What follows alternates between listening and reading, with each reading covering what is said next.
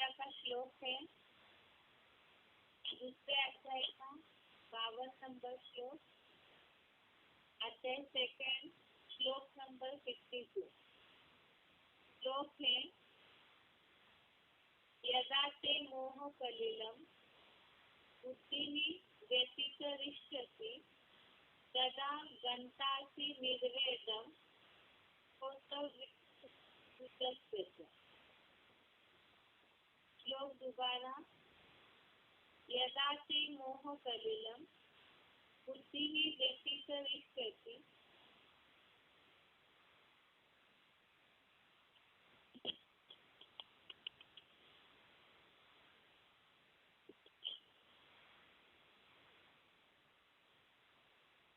श्लोक दोबारा, यदा ते मोह कलिलम बुद्धिः व्यतिकरिष्यति तदा गन्तासि निर्वेदं श्रोतव्यस्य श्रुतस्य।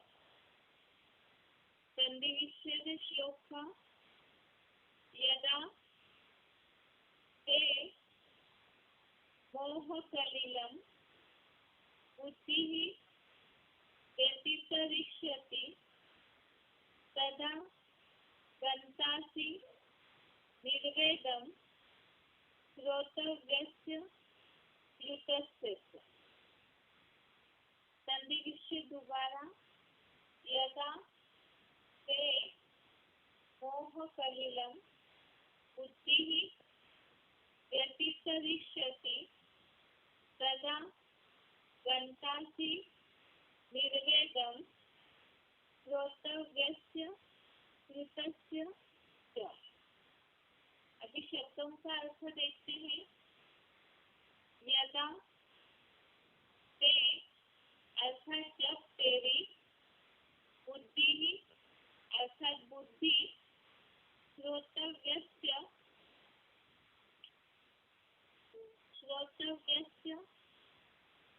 अर्थात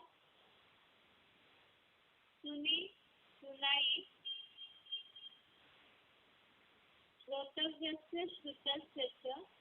एक शब्द नीचे है, इसमें लिखा हुआ सुनी सुनाई अर्थात और मोह कलिलम अर्थात मोह रूप कीचड़ को व्यतिकरिष्यति अर्थात पार करेगी, तदा अर्थात तब, निर्वेदम अर्थात वैराग्य को, गन्तासि अर्थात प्राप्त होगा। एक बार दोबारा शब्दों का अर्थ, यदा ते अर्थात जब तेरी बुद्धि अर्थात बुद्धि श्रोतव्यस्य श्रुतस्य अर्थात सुनी सुनाई अर्थात और मोह कलिलम अर्थात मोह रूप कीचड़ को व्यतिकरिष्यति अर्थात पार करेगी, तदा अर्थात तब, निर्वेदम अर्थात वैराग्य को, गन्तासि अर्थात प्राप्त होगा। श्लोक का अर्थ है, जब तेरी बुद्धि सुनी सुनाई और मोह रूप कीचड़ को पार करेगी, तब वैराग्य को प्राप्त होगा। अर्थात अभी तक हमने कर्मों की थ्योरी के बारे में समझा। अभी तक जो भी श्लोक चल रहे थे उसमें भगवान ने अर्जुन को कैसे कर्म करने चाहिए वो बताया।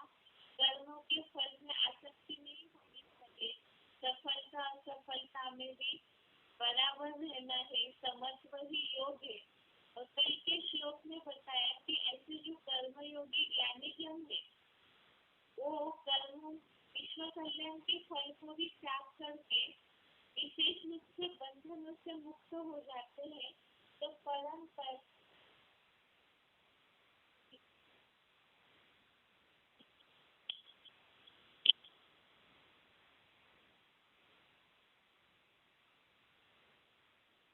जब इस तरह से जीवन मुक्त अवस्था का अनुभव करेंगे तभी परम वैराग्य की अवस्था को प्राप्त होंगे।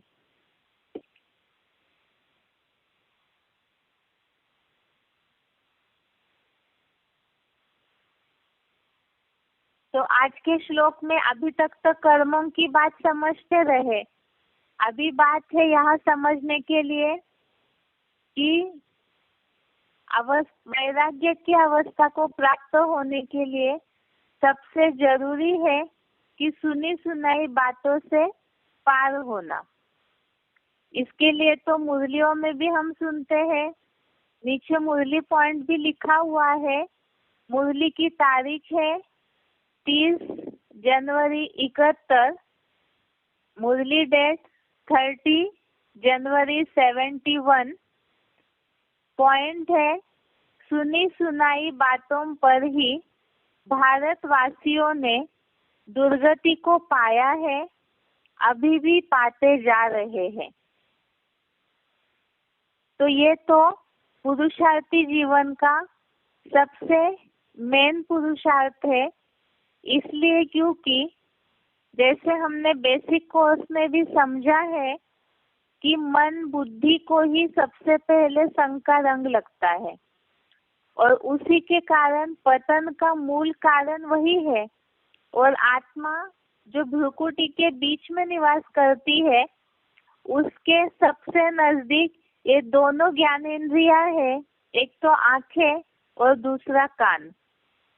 अर्थात जो भी बात इसके पहले भी हमने श्लोक सुना है, समझा है, व्यवसायत्मिका बुद्धि, जिसमें ये बताया है कि अनेक शाखाओं की मते असंख्य है। तो इसी तरह से आज के श्लोक में भी इसी से रिलेटेड भावार्थ है। एक बार इसे क्लैरिफिकेशन सहित देखते हैं तो अच्छे से अर्थ समझ में आएगा। जब तेरी द्वापर से ही विकारी बनी बुद्धि, मीडिया, शास्त्र, दैहिक गुरुओं आदि की सुनी सुनाई और विदेशियों विधर्मियों की अंधश्रद्धा युक्त झूठी बातों के मोह रूप कीचड़ को भली भांति पार करेगी, तब मिसाइलों से भस्मीभूत होने वाली दुनिया के वैराग्य को प्राप्त होगा। एक बार दोबारा अर्थ देखिए। जब तेरी द्वापर से ही विकारी बनी बुद्धि, मीडिया, शास्त्र, दैहिक गुरुओं आदि की सुनी सुनाई और विदेशी विधर्मियों की अंधश्रद्धा युक्त झूठी बातों के मोह रूप कीचड़ को भली भांति पार करेगी, तब मिसाइलों से भस्मीभूत होने वाली दुनिया के वैराग्य को प्राप्त होगा। इसमें जैसे व्यवसायत्मिका बुद्धि इस श्लोक में जो बातें समझाई है कि अनेक शाखाओं की मतें अनेक है, और मुरली में जिसके लिए शिव बाबा बोलते हैं एक श्रीमत से सदगति और बाकी अनेक मनुष्य गुरुओं के मत से दुर्गति होती है। यहाँ पर अर्जुन को ये सुनी सुनाई बातों की बात बताने की खास आवश्यकता क्यों है? यहाँ तो युद्ध की बात चल रही है। दुनिया वालों को इस बात को, इस श्लोक को लेकर के बस समझा सकते हैं, क्योंकि भक्ति मार्गीय जो भी गीता पाठी ब्राह्मण है वो तो यही समझते हैं कि कोई ऐसा हिंसक युद्ध हुआ है। लेकिन हिंसक युद्ध की बात में, युद्ध भूमि में, यहाँ पर ये सुनी सुनाई बातों की अर्थात श्रोतव्यस्य श्रुतस्य च, इस तरह का जो शब्द प्रयोग किया है, तो युद्ध में ये बात बोलने की भगवान को, अर्जुन को समझाने की क्या आवश्यकता है? अर्थात ही ये वास्तव में कर्मों के क्षेत्र का युद्ध है। और ऐसे समय में कर्म करते समय जहाँ सब उलझे हुए हैं कर्मों की थ्योरी में, तो अच्छे कर्म हो, सत्कर्म कैसे करे या कर्मों के द्वारा सुख शांति की प्राप्ति कैसे हो, इस युद्ध में जीतने के लिए, सुख शांति प्राप्त करने के लिए ही मनुष्य ऐसे युद्ध के संघर्ष के समय कहीं ना कहीं मार्गदर्शन चाहता है। और जब मार्गदर्शन की आवश्यकता से वो कहीं ना कहीं भटकते हैं, और भटकने के कारण ही जहाँ अनेकों की मत में बुद्धि जाती है, तो वहाँ ही फिर वैराग्य के बदले और ही कहीं ना कहीं अटक जाते हैं, जिसके लिए भावार्थ में शब्द बोला है मोह रूप कीचड़ को। मोह रूप कीचड़ को अर्थात जैसे मुरली में शिव बाबा बोलते हैं, या तो कहावत भी है कि मोह सकल व्याधि कर मूला, अर्थात मोह ही सारी व्याधियों का जड़ है। और यहाँ मोह रूप कीचड़ बोला है। जो भी 5 विकार है वो देह भान की जो मिट्टी है उससे निर्माण होते हैं। और ये कीचड़ अर्थात मोह रूप कीचड़ में अर्थात दलदल में बुद्धि फंस जाती है। जहाँ अनेक जगह पे बुद्धि फंसेगी तो वहाँ पर जिस तरह से संघर्षमय वातावरण से निकलना है युद्ध के स्थिति से, वो नहीं निकल पाएंगे। इसीलिए यहाँ मोह रूप कीचड़ बोला है। और साथ में यहाँ जो बताया है, द्वापर से ही विकारी बनी बुद्धि, अर्थात सतयुग त्रेता युग में तो देवताओं का राज्य है, वहाँ पर आत्मिक स्थिति फिर भी परसेंटेजली त्रेता युग अंत तक भी रहती है। और द्वापर युग से जैसे देहभान बढ़ा तो बुद्धि विकारी बनी। जैसे सीढ़ी के चित्र में दिखाया है, रावण अपनी जंजीरें द्वापर युग से ही फैलाने लगता है। तो यहाँ वो जंजीरें ही अलग अलग प्रकार की है जिसमें बुद्धि फंस जाती है। जो यहाँ क्लैरिफिकेशन में बताया है शिव बाबा ने कि मीडिया, शास्त्र, दैहिक गुरु आदि की, मीडिया अर्थात जो भी समाज में आज ढेर सारी मीडिया के साइंस के साधन निकले हुए, न्यूज़पेपर से, न्यूज चैनल से, या तो फिर व्हाट्सएप है, बहुत सारे ऐसे साधन है जिसके द्वारा समाचार लेन देन होता है, बातें की लेन देन होती है। इसके अलावा शास्त्र, तो शास्त्र तो द्वापर युग, जैसे जैसे द्वापर युग से कलयुग तक उतरते गए वैसे वैसे शास्त्रों में भी मिक्सचरिटी होते गई, उसमें मनुष्यों की मनमत मिक्स हो गई, जिसके लिए बोला है शास्त्रों में भूसा है पूरा। बहुत कम ऐसी बातें हैं जो मुरलियों में उल्लेख आया है, उसे तो शिव बाबा क्लियर करते ही है। और दैहिक गुरुओं आदि की, तो शिव बाबा की मुरलियों के हिसाब से तो जो भी देह भान में है उन सबको ही शिव बाबा, जो अपने अपनी मत देते हैं, उन सबको ही शिव बाबा दैहिक गुरुओं की कैटेगरी में ही लगते हैं। तो इस हिसाब से ही मीडिया, शास्त्र, दैहिक गुरु आदि की सुनी सुनाई और विदेशियों विधर्मियों की अंधश्रद्धा युक्त झूठी बातों के मोह रूप कीचड़ को भली भांति जब बुद्धि पार करेगी, तब मिसाइलों से भस्मीभूत होने वाली दुनिया के वैराग्य को प्राप्त होगा। अर्थात ये जो भी विदेशी विधर्मियों के द्वारा भी बहुत ऐसी अंधश्रद्धा युक्त बातें फैलाई जाती है, बताई जाती है, तो इसमें तो सबसे पहले जो भी मुरलियों में बातें बताई है नई दुनिया की स्थापना के लिए, ज्यादातर विदेशी विधर्मी जो है, या तो ऐसे जो रावण की जंजीरें फैलाने वाले हैं, वो मुरलियों की बातों पर विश्वास नहीं करते हैं। तो उसी के कारण ही ढेर सारी ऐसी वैरायटी बातें फैलाते हैं, और इसके कारण उसके प्रभाव में जब आते हैं तो नई दुनिया की स्थापना या स्वर्ग की स्थापना के बारे में जो भी बातें मुरलियों में आती है उस पे विश्वास करना बंद कर देते हैं। और ऐसे जब होगा तो इसी विनाशी दुनिया में ही बुद्धि अटकी हुई रहेगी, उलझी हुई रहेगी। और जब वैराग्य को प्राप्त ही नहीं होगी बुद्धि, तो जैसे बोला जाता है बिन वैराग विवेक न होई और राम कृपा बिन सुलभ न सोई।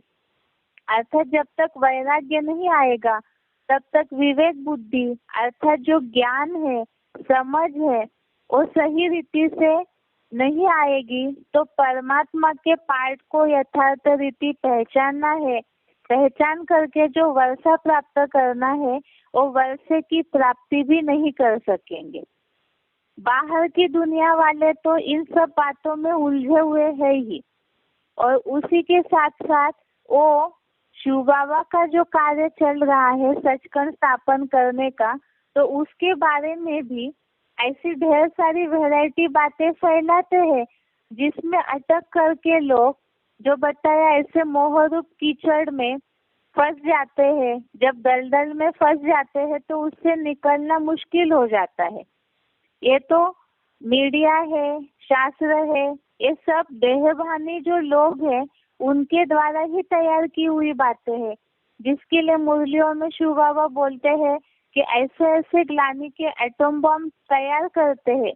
विदेशी विधर्मी जो है उनमें वो तो पवित्रता को मान्यता देने वाले धर्म नहीं है, इसीलिए वो ऐसी ऐसी बातें फैलाते हैं जो जैसे देखता है तो उसी आधार से बिना समझे उन बातों को मीडिया के द्वारा फैला देते हैं, और उन बातों में अर्थात सुनी सुनाई बातों पर इस तरह से जब विश्वास करते हैं तब ही मन बुद्धि की दुर्गति होती है।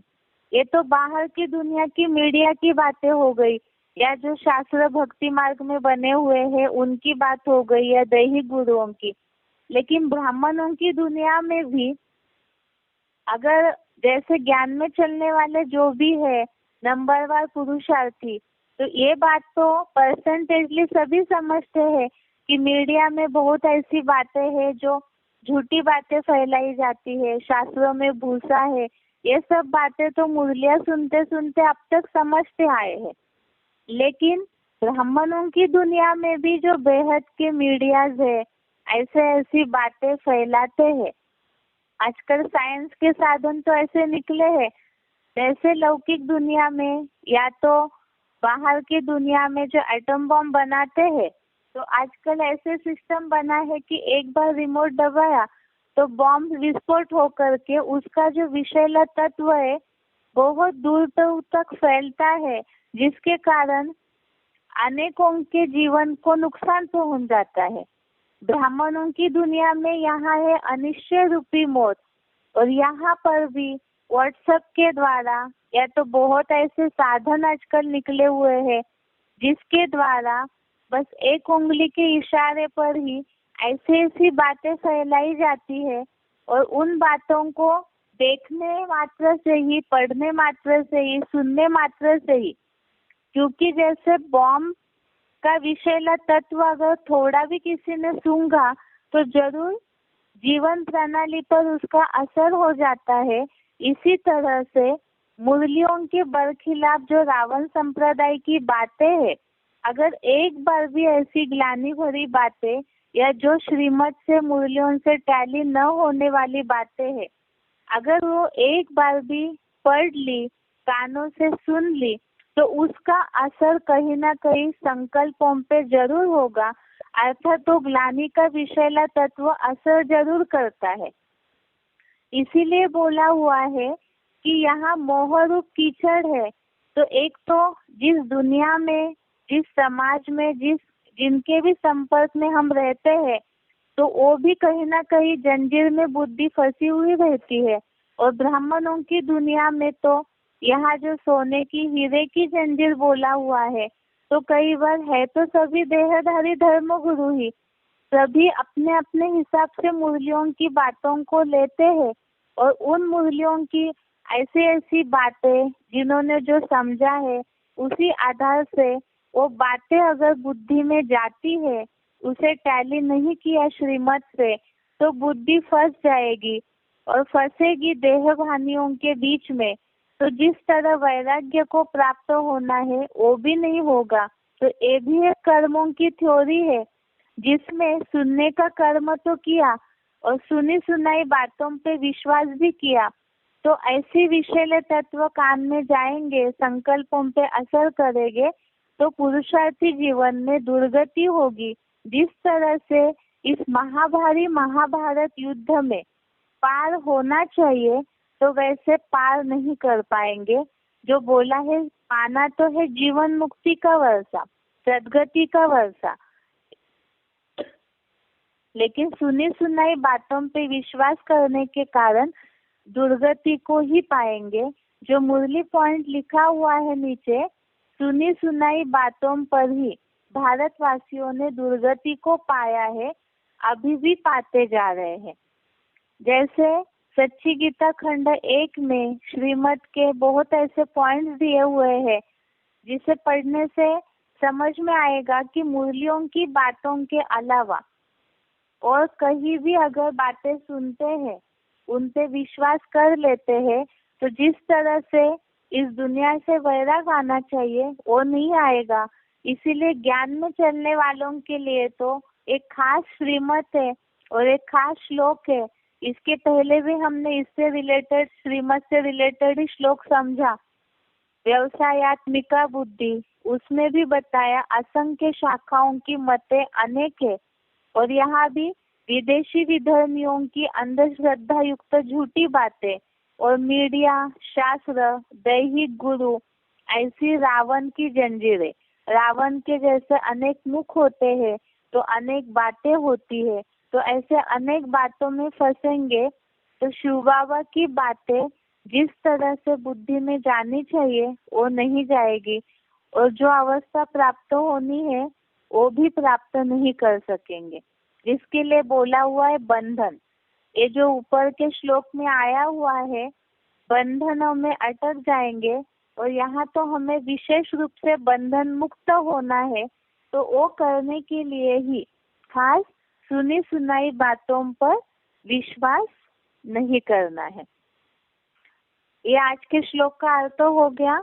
एक बार इसे उच्चारण सहित समझते हैं।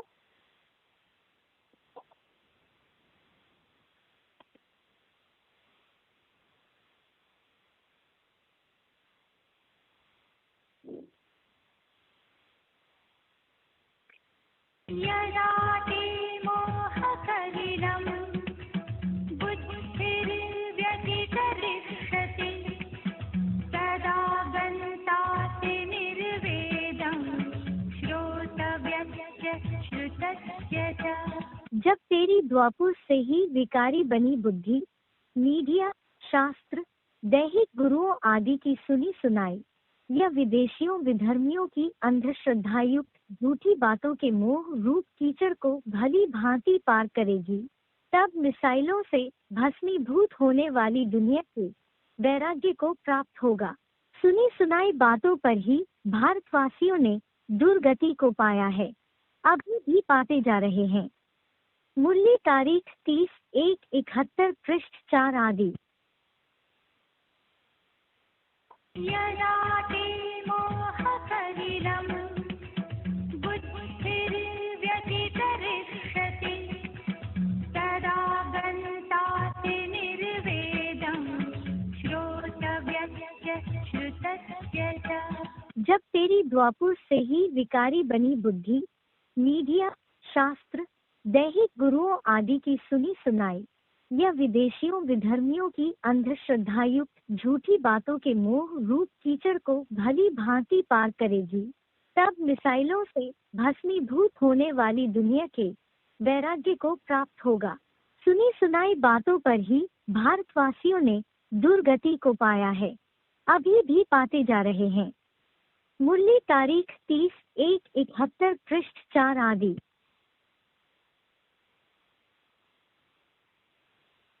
अभी आगे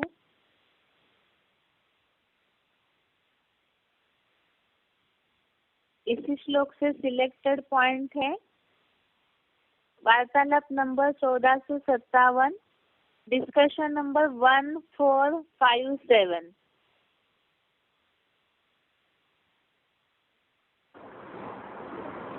आदि समय में ब्राह्मण बनते हैं, चाहे बेसिक में आए हो पूर्व जन्म में, और चाहे एडवांस में आए हो वर्तमान जन्म में, हमारी अवस्था विकर्मों अर्थात पाप कर्मों को जीतने की होती है या हारने की होती है? अच्छी अवस्था होती है। और फिर जैसे जैसे दुनिया वालों के संग के रंग में आते जाते हैं, संग का रंग लगता है या नहीं लगता है? लगता है। तो एक दूसरा के अंदर काना फूसी करता है। वो कॉन्फ्रेंस बाद में चलती है या नहीं चलती है? हैं? चलती है। जिसके लिए बाबा ने बोला, भारतवासियों ने सुनी सुनाई बातों से दुर्गति पाई है। गीता में भी आया हुआ है। ऐसी स्टेज से जो पार कर जाता है, तदागंतास निर्वेदम श्रोतव्यस्य श्रुतस्य च।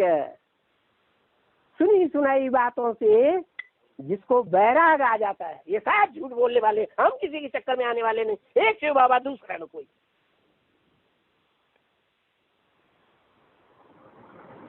ऐसी स्टेज भी आएगी या नहीं आएगी? अभी क्या होता है, घड़ी में बाप के ऊपर निश्चय आता है और सुनी सुनाई बातों के आधार पर घड़ी घड़ी में क्या होता है, अनिश्चय आ जाता है। ऐसा नंबरवार परसेंटेज में होता है या नहीं होता है? हैं? नहीं होता है? होता है।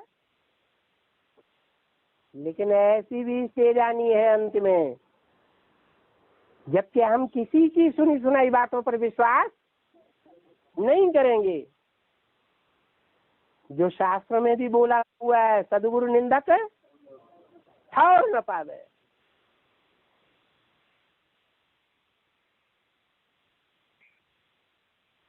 अभी आगे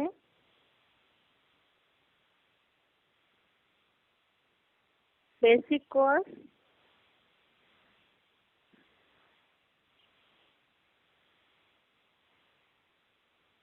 कोर्स में बात चल रही थी सत असत योनियों की।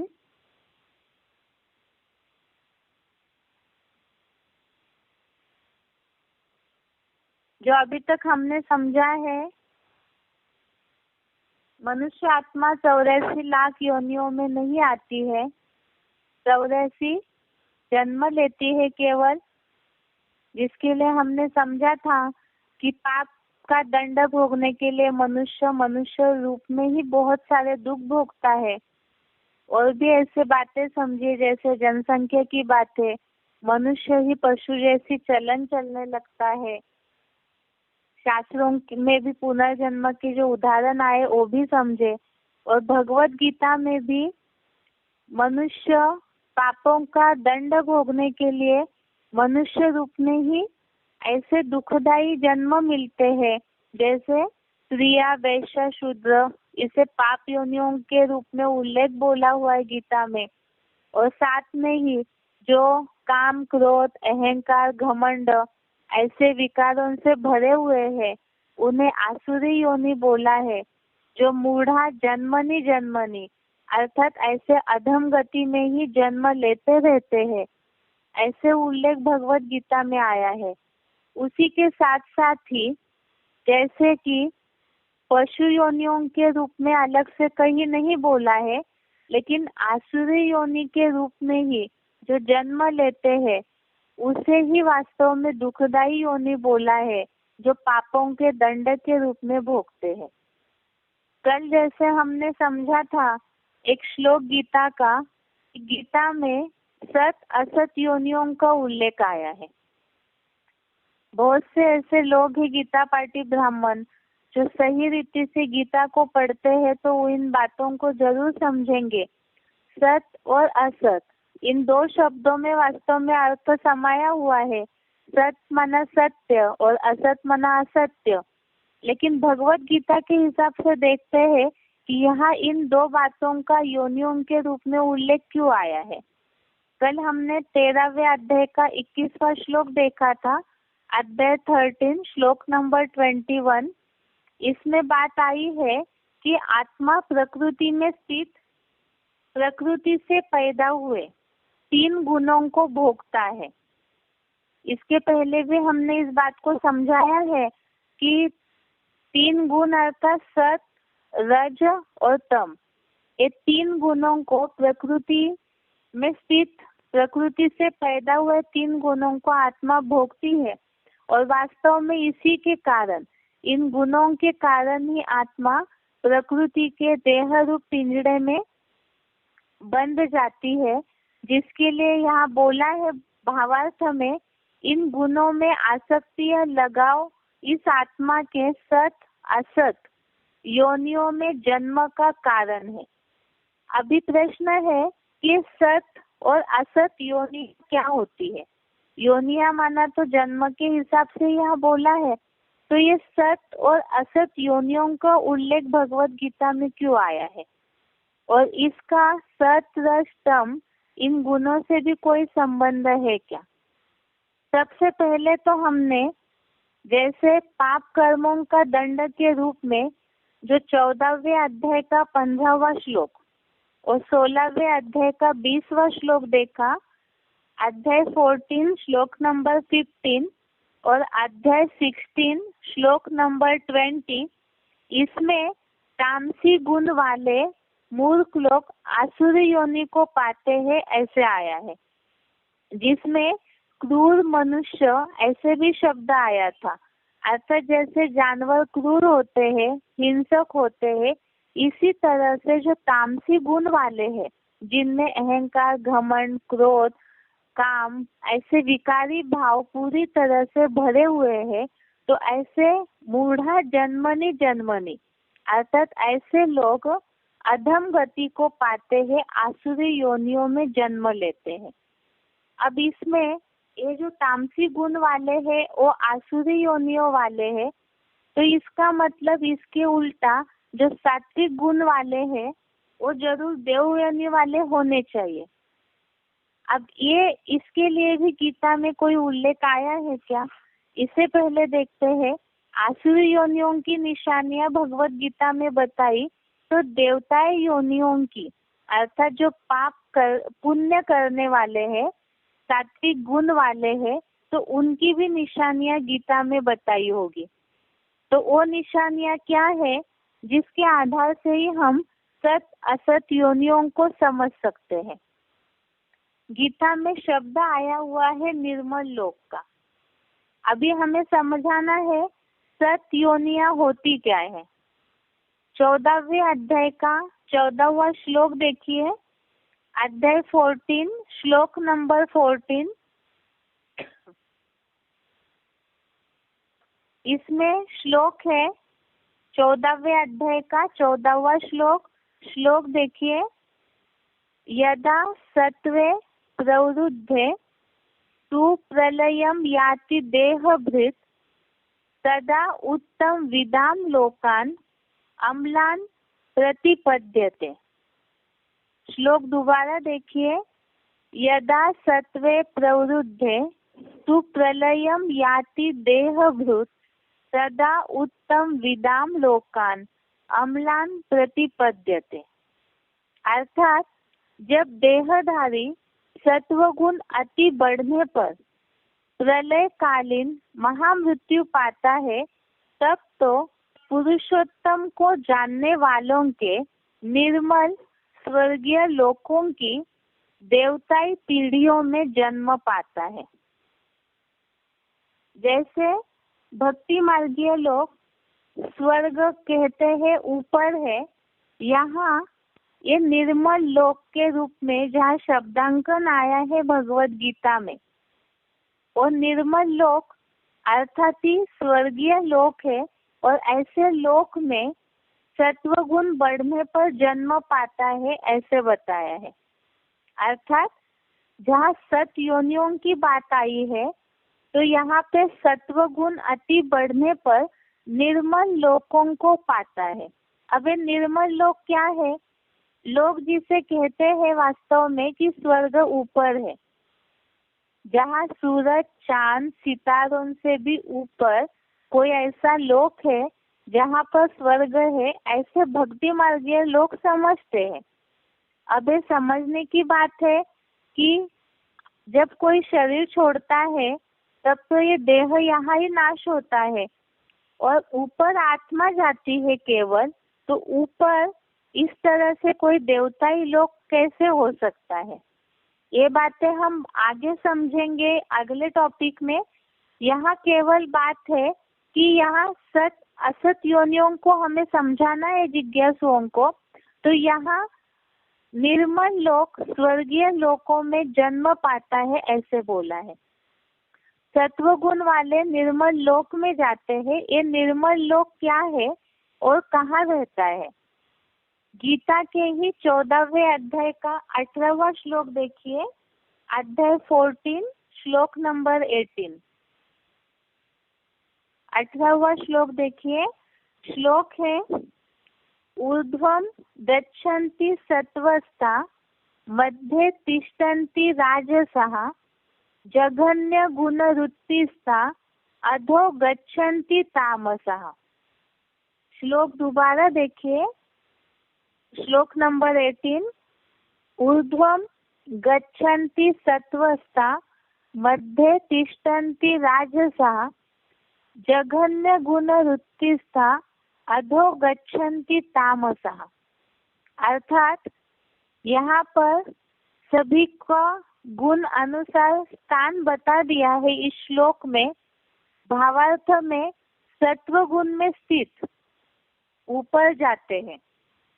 जहाँ निर्मल लोक की बात आई है कि निर्मल स्वर्गीय लोकों को पाता है, यहाँ सत्व गुण वाले जो बताया, सत्व गुण बढ़ने पर ऊपर के श्लोक में जो बात आई है, सत्व गुण बढ़ने पर निर्मल लोकों को पाता है।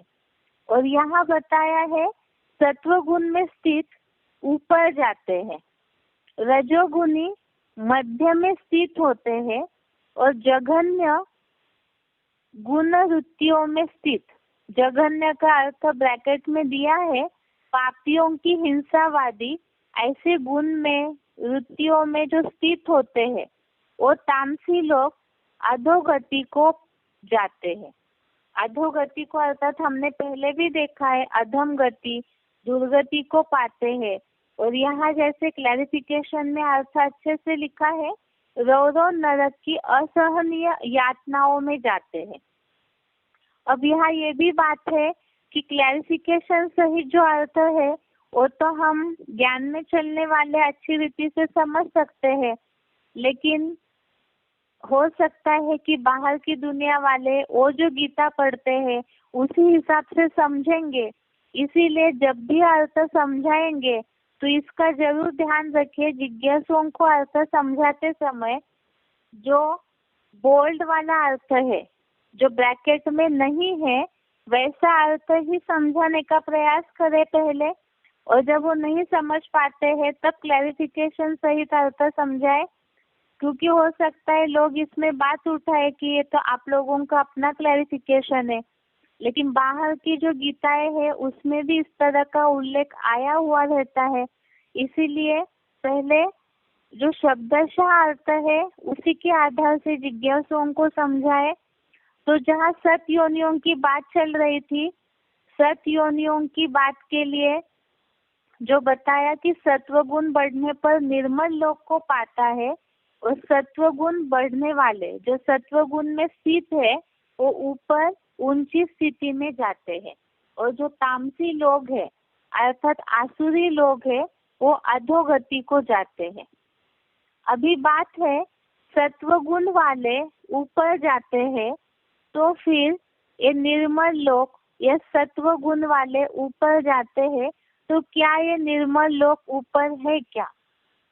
ये बात जरूर ध्यान रखें। हम ये सत असत योनियों की बात को इसलिए समझ रहे हैं क्योंकि मनुष्य 84 लाख योनियों में नहीं जाता, पापों का दंड भोगने के लिए वो इसी दुनिया में दंड भोगता है। तो गीता में जैसे बात आई है, आसुरी योनियों वाले अधम गति को पाते हैं, अर्थात नीची गति को पाते हैं, दुर्गति को पाते हैं। तो इससे विपरीत जो देवताई गुण वाले होंगे, अच्छे गुण वाले, सत्व गुण वाले, सात्विक गुण वाले, वो जरूर देवताओं को पाते हैं। और इसमें ये बात हमें समझनी है, जिज्ञासाओं को क्लियर करनी है, वास्तव में मनुष्य ही अपने गुणों में अच्छा होने के कारण पुण्य बढ़ जाता है, तब वो ऊंची स्थिति में देवताई पद को पाता है। और जब वो नीचे पाप कर्म करता है तो इसी दुनिया में ही वो असुर बनता है। तो इस बात को क्लियर करने के लिए ही हमें सत असत योनियों की बात को समझ रहे हैं। सबसे पहले हमने इस बात को समझा कि 3 गुणों के कारण मनुष्य जन्म मरण के चक्र में आने के लिए बंधा हुआ है। और उसमें सबसे पहले जो बात आई है कि माना ये जो गुणों का लगाव है, यही सत असत योनियों में जन्म का कारण है। और इस सत असत योनियों को समझने के लिए भगवत गीता में बात आई है, सत्व गुण बढ़ने पर निर्मल लोक को पाता है और सत्व गुण बढ़ने पर ऊपर जाता है। अब ये ऊपर जाना, निर्मल लोक ऊपर है क्या और सत्व गुण वाले ऊपर जाते हैं, मतलब क्या, इसे हमें समझना है। अभी आगे बात है यहाँ कि सच में ही वास्तव में ऊपर और नीचे, अर्थात जैसे दुनिया में भक्ति मार्ग में बहुत ऐसी बातें बोलते हैं, बहुत शब्द ऐसे बोलते हैं, तल अतल वितल ऐसे कुछ कुछ शब्द है भक्ति मार्गीय शास्त्रों में, लेकिन वास्तव में जो पाताल लोक धरती के नीचे है, कहते हैं असुर वहाँ रहते हैं, और सूरज चांद सितारों से ऊपर कोई अलग से स्वर्ग लोक है। तो क्या वास्तव में ऐसे जहाँ 5 तत्वों का कोई कनेक्शन नहीं है, तो वहाँ ये प्रकृति से बंधा हुआ शरीर कैसे संभव हो सकता है? तो सच में ही कोई ऐसा ऊपर या नीचे स्वर्ग लोक या पाताल लोक रहता है क्या? इसे समझना है। जैसे कहते हैं कि स्वर्ग में देवताएं रहते हैं और नरक में असुर रहते हैं। अब गीता में भगवान ने ऐसे स्वर्ग और असुरों का नरक के लिए क्या समझाया है, इससे पहले हमें जिज्ञासाओं को क्लियर करना है। क्योंकि भगवत गीता में तो मनुष्य के कर्मों के अनुसार हर बात की गति और दुर्गति का उल्लेख आया हुआ है। इस हिसाब से देखते हैं कि सच में ही कोई ऐसा ऊपर नीचे लोक का उल्लेख भगवत गीता में है क्या? तो ऐसा उल्लेख नहीं है। इसे समझाने के लिए श्लोक देखते हैं। 16वें अध्याय का 6वां श्लोक, अध्याय 16 श्लोक नंबर 6। अभी हम समझ रहे हैं इस टॉपिक को कि क्या सच में ही स्वर्ग ऊपर और पाताल में कोई नरक लोक है क्या, आसुरी लोक है क्या, या तो फिर अगर नहीं है तो फिर वो दोनों लोक या आसुर या देवताएं कहाँ होते हैं वास्तव में? इसे क्लियर करने के लिए ही 16वें अध्याय का 6वां श्लोक, अध्याय 16 श्लोक नंबर 6 देखिए। श्लोक है, द्वो भूत सर्गो लोके अस्मिन् दैव आसुर एव च दैवो विस्तरशः प्रोक्त आसुरम पार्थ मे शृणु। श्लोक दोबारा देखिए। दो भूत सर्गो लोके अस्मिन् दैव आसुर एव च दैवो विस्तरशः प्रोक्त आसुरम पार्थ मे शृणु। अर्थात हे पार्थ, इस दुनिया में प्राणियों की सृष्टि, यह शब्द आया है इस दुनिया में, अर्थात जहाँ भगवान अर्जुन को गीता ज्ञान समझा रहे हैं, उस पृथ्वी लोक की दुनिया की बात बताई कि इस दुनिया में प्राणियों की सृष्टि 2 प्रकार की ही है, देवताओं की और राक्षसों की। दैवी सृष्टि विस्तार से बताई गई, आसुरी सृष्टि मेरे से सुन। जैसे 16वें अध्याय के लिए इसके पहले भी बताया, दैवी संपदा के साथ जन्म लेने वाले और आसुरी संपदा के साथ जन्म लेने वाले दोनों की भी निशानियां 16वें अध्याय में बताई है। और उसी में ये बात आई है कि ये दोनों भी वास्तव में, ये प्राणी जो है, दोनों प्रकार के प्राणी इसी सृष्टि पर जन्म लेते हैं। इसीलिए यहाँ बताया देवताओं की और राक्षसों की, दो ही प्रकार की प्राणियों की सृष्टि इस दुनिया में है। तो इस श्लोक से ही ये बात सिद्ध होती है कि वास्तव में अलग से कोई देवताएं ऊपर है और राक्षस कोई नीचे धरातल में, कोई पाताल लोक धरनी के नीचे है, ये बात नहीं है। इसमें ही ये बात आई कि ऊपर या नीचे कोई दूसरा लोक नहीं होता है। यहाँ पर ही सत्व गुण वाले ऊपर और तमोगुण वाले नीचे जाते हैं।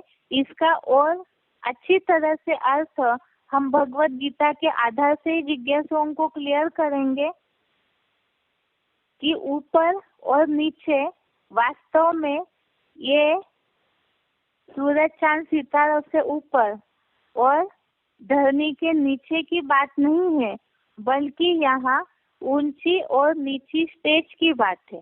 अब जिज्ञासुओं को ये बात तो समझ में नहीं आएगी, ये ऊंची और नीची स्टेज होती क्या है। वैसे तो जो दैनंदिनी भाषा है बोलचाल की, उसमें लोग ये समझते हैं कि विचारों से कोई नीचे गिरता है तो वो नीचे है, और विचारों से जो ऊंचा है, जो चलन से ऊंचा है, कर्मों से जो ऊंचा है, तो ऊंची स्थिति वाला है। इस तरह से थोड़ा जिज्ञासुओं को क्लियर करना होगा। और यही बात को जो देवताएं ऊंची स्थिति वाले और आसुर अधम गति वाले, दुर्गति वाले, नीची स्थिति वाले हैं, वो कैसे है, इसे हम श्लोक के आधार से ही समझते हैं। सबसे पहले 16वें अध्याय का 20वां श्लोक, अध्याय 16 श्लोक नंबर 20। अध्याय 16 श्लोक नंबर 20 देखिए।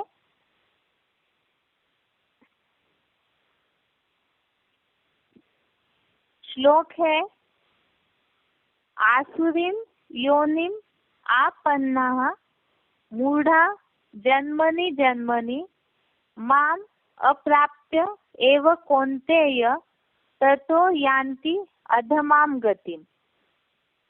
इसमें जो भावार्थ आया है, जन्म जन्म आसुरी योनि को प्राप्त हुए मूर्ख लोग मुझको न पाकर वहां से अधम गति ही पाते हैं।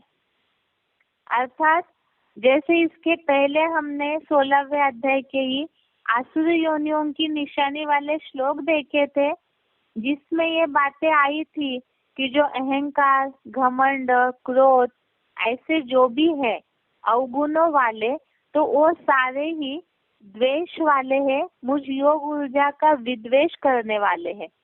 और ऐसे जो द्वेष करने वाले हैं वो आसुरी योनियों में जन्म लेते हैं।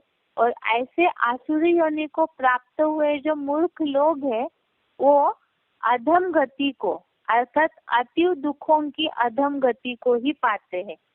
तो इससे ये बात हुई अधम गति अर्थात ही नीचे गति। तो यहाँ आसुरों की बात बताई, जो पाप कर्म करने वाले हैं, जिनकी विचारधारा नीचे गति वाली है, विकारों वाली है, तो ऐसे जो है वो अधम गति को पाते हैं। इसका मतलब अभी तक हम श्लोकों के आधार से इस बात को समझाते आए जिज्ञासुओं को, मनुष्य ही जब नीचे गिरता है तो असुर बन जाता है। जैसे पाप योनियों की बात का श्लोक हमने समझा था कि पाप योनियों वाले स्त्रियां, वैश्य तथा शूद्र बनते हैं। ऐसे ही पापी कौन कौन है, वो अति का जो पाप करने वाले हैं वो असुर बनते हैं, नीचे बन जाते हैं। और ऐसे ही जो सत्व गुण वाले हैं वो ऊपर अर्थात निर्मल लोक को जाते हैं, ऊंची गति को पाते हैं, अर्थात मनुष्य से देवता जैसे बन जाते हैं। माना मनुष्य जब ऊंची स्टेज अर्थात सत्व गुण को पाता है तो देवता बन जाता है और नीची स्टेज अर्थात तमोगुण को पाता है तो असुर बन जाता है। इसलिए कहा जाता है देवताएं ऊपर और असुर नीचे रहते हैं, जो वास्तव में स्थिति व गति की बात है। जैसे कि दुनिया में इस बात को सभी लोग जानते हैं और इस बात को समझते भी है। कोई बहुत हिंसक है, कोई बहुत क्रोधी होते हैं, या जिस तरह से हिंसा वाले कोई कांड होते हैं तो लिखते समय भी न्यूज में वगैरह लोग बोलचाल की भाषा में भी बोलते हैं, राक्षसों जैसे कर्म करते हैं, जानवरों जैसे कर्म करते हैं।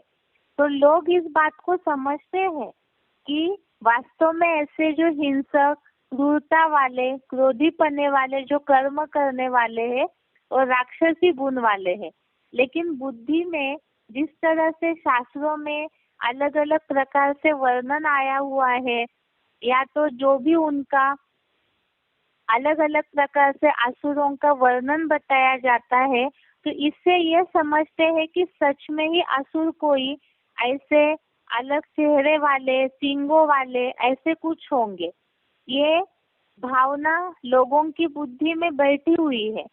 लेकिन मनुष्य जहाँ ऐसे कर्म करते हैं इसी दुनिया में, तो ये जरूर समझते हैं कि राक्षसों जैसे कर्म करते हैं, नराधम जैसे कर्म करते हैं, ऐसे ऐसे शब्द प्रयोग करते हैं लोग।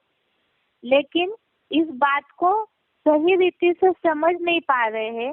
तो यही बातें हमें जिज्ञासुओं को क्लियर करनी है कि जो हम बोलचाल में समझते हैं तो वास्तव में यही राक्षसीपना या यही आसुरीपना है। अलग से उसके लिए कोई धरनी के नीचे कोई पाताल लोक होगा, ऐसे नहीं है। इसी धरती पर ही वास्तव में ही जो कर्म, अपने कर्मों से ही मनुष्य ऊंचा उठता है, अपने विचारों से ही मनुष्य ऊंचा उठता है, और विचारों से और नीच कर्म से मनुष्य नीचे गिर के असुर बन जाता है। और इसे ही भगवत गीता में सत्व, रज और तम इन बातों को बताया है, जिसके लिए अभी अभी हमने देखा श्लोक में ही, जो कि 14वें अध्याय का जो 18वां श्लोक है, 18 नंबर श्लोक, इसमें ये बात आई सत्व, रज और तम इन तीनों गुणों में स्थित लोगों की निशानियां बताई हुई है कि जो सत्व गुण वाले हैं वो सतयुग त्रेतायुग के स्वर्ग लोक में ऊपर अर्थात ऊंची स्थिति में जाते हैं, और रजोगुण वाले द्वापर युग से नर निर्मित नरक लोक में जाते हैं। और जो जघन्य अर्थात अति के पापी हिंसावादी है, तो कलयुग जो कलह क्लेश का युग है, यहाँ पर मनुष्य अति के तामसी बन जाते हैं और यहाँ ही नरक जैसी, कीड़े मकोड़े जैसी जिंदगी जीने लगते हैं। तो वही असुर जैसे बन जाते हैं, जिनमें जैसे जानवरों में समझ नहीं होती है, भावनाएं नहीं होती है, तो मनुष्य भी अपने विचारों से बेसमझ, पत्थर जैसा, जानवरियत बुद्धि वाला क्रूर बन जाता है, हिंसात्मक बन जाता है। तो उन्हें ही वास्तव में असुर बोला है। आज हमने इस बात को समझा। टॉपिक में बात चल रही थी कि 84 लाख योनियों में वास्तव में जाने की आवश्यकता नहीं है। इसे हमने भगवत गीता के आधार से अभी तक समझा कि पापों का दंड मनुष्य रूप में ही पाप योनियों के रूप में मिलता है।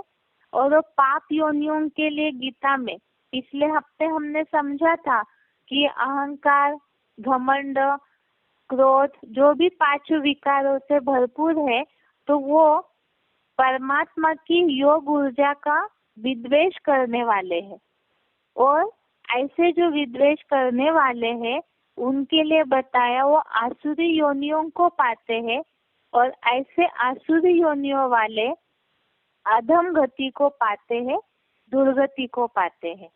ये तो हमने गीता के आधार से समझा कि मनुष्य ही वास्तव में पाप योनियों के रूप में असुर या राक्षस बन जाते हैं। और इसे ही और क्लियर करने के लिए हमने भगवत गीता के आधार से जिज्ञासुओं को इस बात को समझाना है कि गीता में और एक बात आई है जिसमें सत असत योनियों का उल्लेख आया है। 84 लाख योनियों में जाने की आवश्यकता नहीं है, बल्कि मनुष्य यहाँ अपने कर्मों के अनुसार सत और असत योनियों को प्राप्त करता है। कैसे?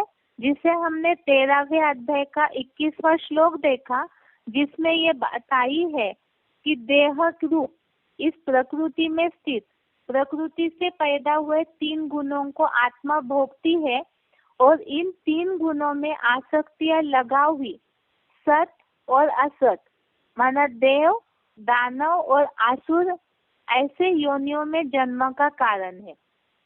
अब सत और असत योनियों को क्लियर करने के लिए ही हमने भगवत गीता के श्लोकों को देखा।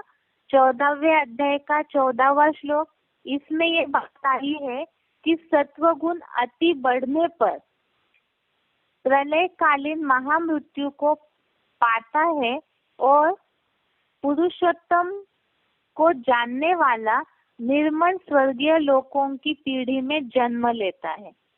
और ये निर्मल लोक क्या है, जिसके लिए ही और आगे क्लियर करने के लिए बात आई 18वें श्लोक में कि सत्व गुण में स्थित ऊपर ऊंची स्थिति में जाते हैं और जो तामसी लोग हैं वो अधोगति को पाते हैं।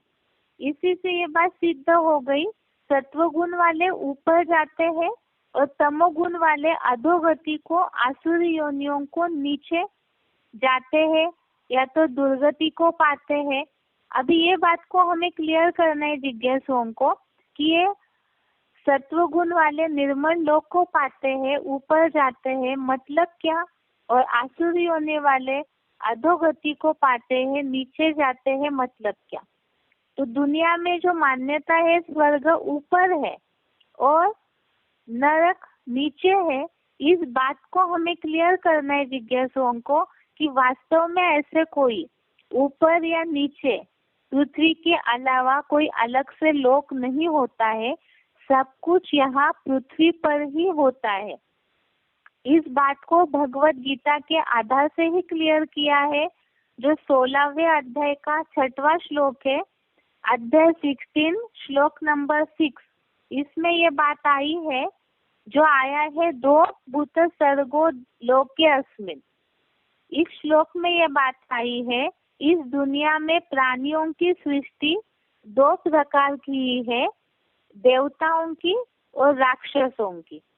तो इस दुनिया में ये जो बात आई है, अर्थात भगवान जहाँ अर्जुन को गीता सुना रहे हैं कलयुग के अंत में, तो उस दुनिया में प्राणियों की 2 ही प्रकार की सृष्टि है, एक तो देवताओं की और दूसरी राक्षसों की। तो इसी से सिद्ध हुआ कि इसी दुनिया में ही दोनों भी है। तो वो कैसे, अर्थात ही जैसे सत्वगुण बढ़ने पर ऊपर जाता है, अर्थात अपने कर्म, सत्वगुण बढ़ना अर्थात अच्छे कर्मों के आधार से, अपने अच्छे विचारों के आधार से मनुष्य ऊपर उठता है तो देवताई पद पाता है, और जब नीचे गिरता है कर्मों से हिंसात्मक बन जाता है तो असुर या राक्षस बनता है।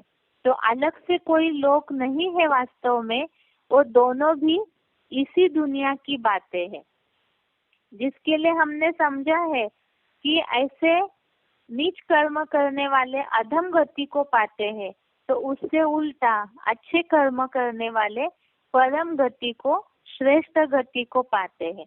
तो आज इस बात को क्लियर किया कि अलग से कोई जानवर योनियों में जाने की आवश्यकता नहीं है, इसी दुनिया में पाप का भी दंड मिल जाता है असुर राक्षस बन के, और पुण्य का भी पद प्राप्त होता है देवताई पद के रूप में।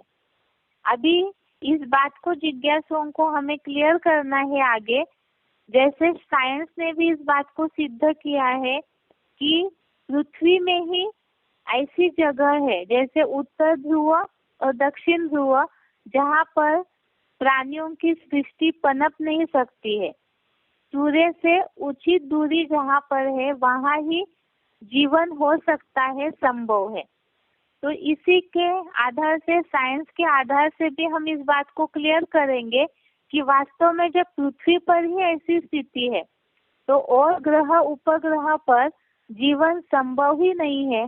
और उसके ऊपर इतना बड़ा जो देह का, जिसे शिव बाबा बोलते हैं कि देह इतना भारी है, इसमें मिट्टी का भारीपन है, तो ये जो दुम्ब है देह की, ये ऊपर कैसे हो सकती है। तो इसीलिए ही ये सारी बातों को क्लियर करने के लिए कल समझते हैं हम। आज के लिए यहाँ तक ही। ओम शांति।